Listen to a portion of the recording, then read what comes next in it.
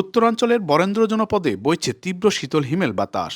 রাতভর কুয়াশা আর দিনের বেলায় সূর্যের দেখা না মেলায় তাপমাত্রা নেমে এসেছে 7 থেকে 8 ডিগ্রি সেলসিয়াসে। গত 3 সপ্তাহ ধরে এমন পরিস্থিতি বিরাজ করছে এই অঞ্চলে। টানা বৈরী আবহাওয়ার প্রভাবে মাঠের চারাবীজ সহ বিভিন্ন রবি ফসল ক্ষতির মুখে পড়েছে।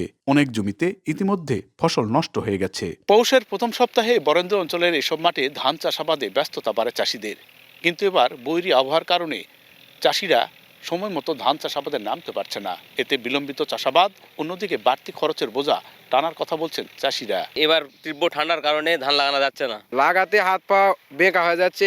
এই দুপুর 2টা বেজে গেছে, তারপরেও মনে করেন যে হাত পা হচ্ছে বেঁকে যাচ্ছে। আবহাওয়া খুব খারাপ, বিছন খেলে বিছন সব সার মরে যাচ্ছে, ঠান্ডা কুয়াশা। বীজতলার বীজগুলো নষ্ট হয়ে যাচ্ছে। সে এখন সেই বীজ নিয়ে নাগালে এখন সে বীজ হবে কিনা সম্ভাবনা নেই। এত ঠান্ডা, মনে করো যে পানিতে নামতে লাগলেই মনে করো যে হয়ে যাচ্ছে, হাত পা শীতকাশ লেগে যাচ্ছে, মাঠে কোনো কাজ করা যাচ্ছে না। এ অবস্থায় কৃষকদের উদ্বিগ্ন না হয়ে কৃষি বিভাগের পরামর্শ মেনে চলার আহ্বান জানিয়েছেন সংশ্লিষ্ট কর্মকর্তারা। আমরা সবাই মিলে কৃষকের পাশে আছি, তাদেরকে বিভিন্ন ধরনের প্রয়োজনীয় পরামর্শ দিয়ে থাকি।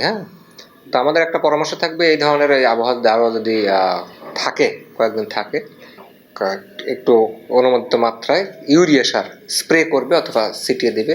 যারা অফিসাররা রয়েছে তারা সময়ে সময়ে তাদেরকে বিভিন্ন প্রয়োজনীয় দিক নির্দেশন দেবে। সেগুলো যদি মেনে চলে তাহলে তারা ক্ষতির হাত থেকে রক্ষা পাবে। কৃষি বিভাগ জানায়, বৈরী আবহাওয়ায় নওগাঁ জেলায় প্রায় 400 হেক্টর জমির সরিষা, আলু, বোরো ধান ও বীজতলা ক্ষতিগ্রস্ত হয়েছে। চলতি মৌসুমে জেলায় 1,90,000 হেক্টর জমিতে বোরো ধান চাষের লক্ষ্যমাত্রা নির্ধারণ করা হয়েছে।